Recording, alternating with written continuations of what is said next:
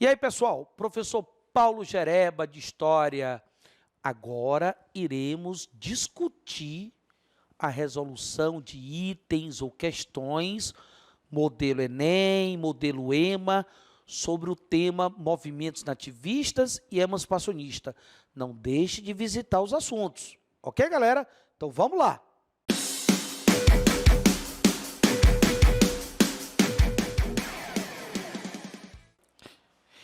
Pessoal, analisando agora as questões sobre movimentos nativistas e emancipacionistas, não esqueçam de dar uma visitada lá nos dois momentos de aula sobre esse tema.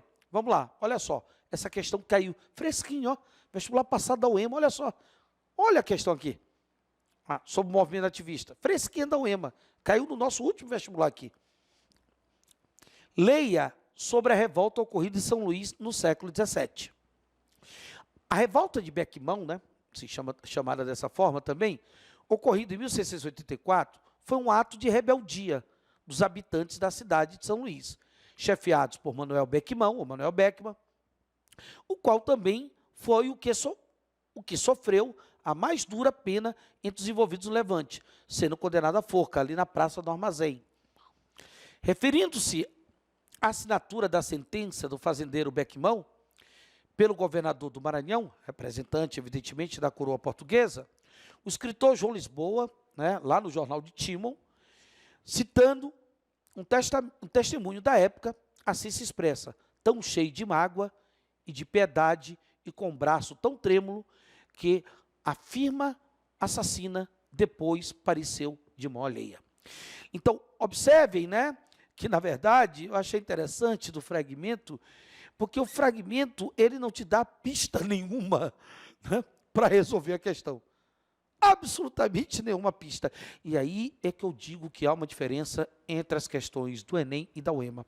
As questões do Enem, você observa que nos fragmentos ele te dá pista. Se você pensar, está lá a resolução. As questões da UEMA, você precisa de mais história, de mais acontecimento histórico. Olha só, porque ele pergunta, a revolta de Bequimão ocorreu devido ao quê? Devido justamente ao quê? Aos abusos, à corrupção, a falta de o quê? De cumprimento à risca das obrigações da Companhia de Comércio do Maranhão Grão-Pará, e ao forte monopólio que ela exercia. Vamos lá? Ao descontentamento com a coroa portuguesa. O descontentamento é com a Companhia de Comércio do Maranhão Grão-Pará. A revolta de Beckman é um movimento de caráter ativista. B. Aos abusos e às irregularidades da Companhia de Comércio do Maranhão e Grão-Pará.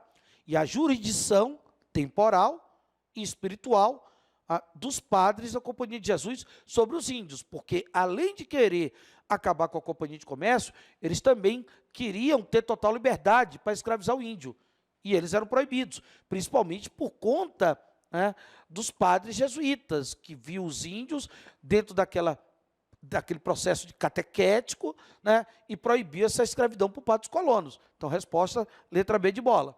Letra C. A oposição das câmaras populares, especialmente os índios livres, pelo contrário. D. As regalias concedidas aos fazendeiros da Companhia de Comércio das Índias, é a Companhia de Comércio do Maranhão Grão-Pará. Não tem nada a ver com a Companhia das Índias Ocidentais, que até holandesa ela era.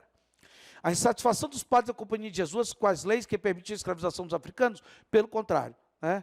Então, vamos lá. Segunda questão, agora Enem. Olha só, D. Pedro Miguel de Almeida, Portugal, famoso conde de Assumar, se casou em 1715 com Dona Maria José de Lancastre. Daí a 2 anos, partiram para o Brasil, como governador da capitania de São Paulo e Minas Gerais. Nas Minas, não teria sossego. Aqui ele já está te dando uma pista. Nas Minas, ele não teria sossego.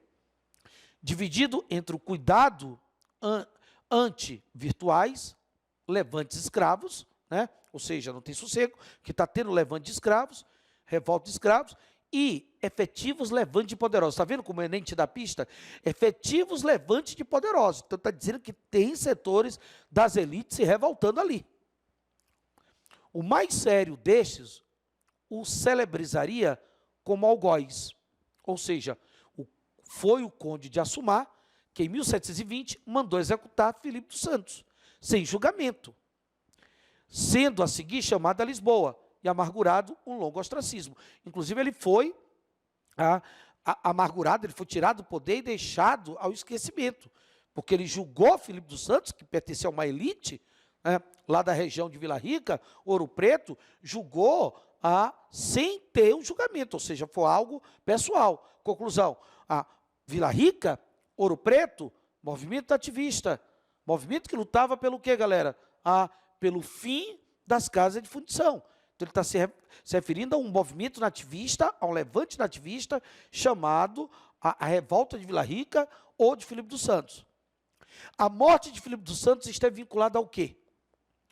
Uma sublevação é revolta, em Vila Rica, que envolveu vários grupos sociais, descontentes com a decisão de levar todo o ouro extraído para ser quintado nas casas de fundição. Então, resposta, letra A. Letra B, o movimento popular, não. Repare que ele fala de poderosos. Letra C, uma revolta denominada Guerra do Sertão, não. É Vila Rica, é Filipe dos Santos. Uma insurreição comandada pela elite colonial, inspirada no sebastianismo, não. Aquele culto da volta, né, daquela figura milagrosa, você não vê isso.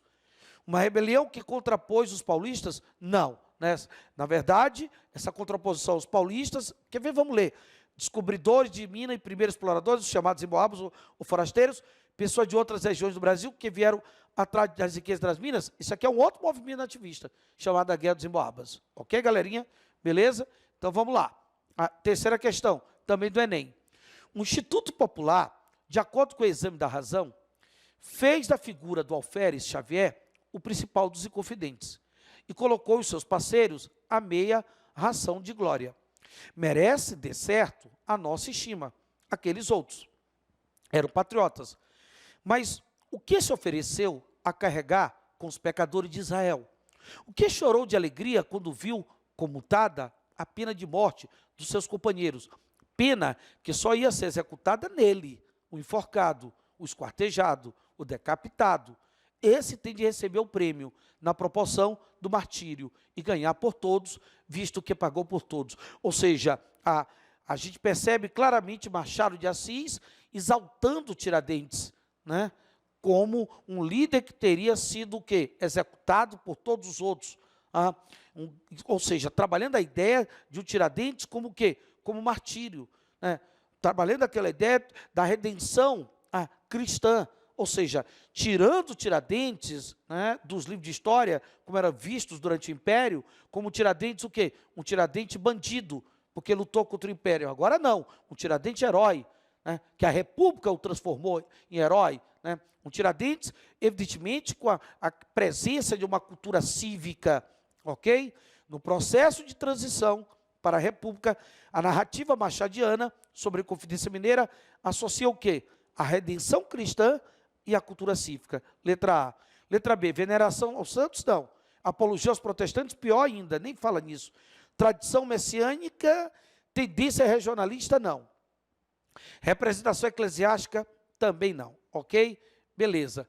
Quarta questão, também Enem. Olha só.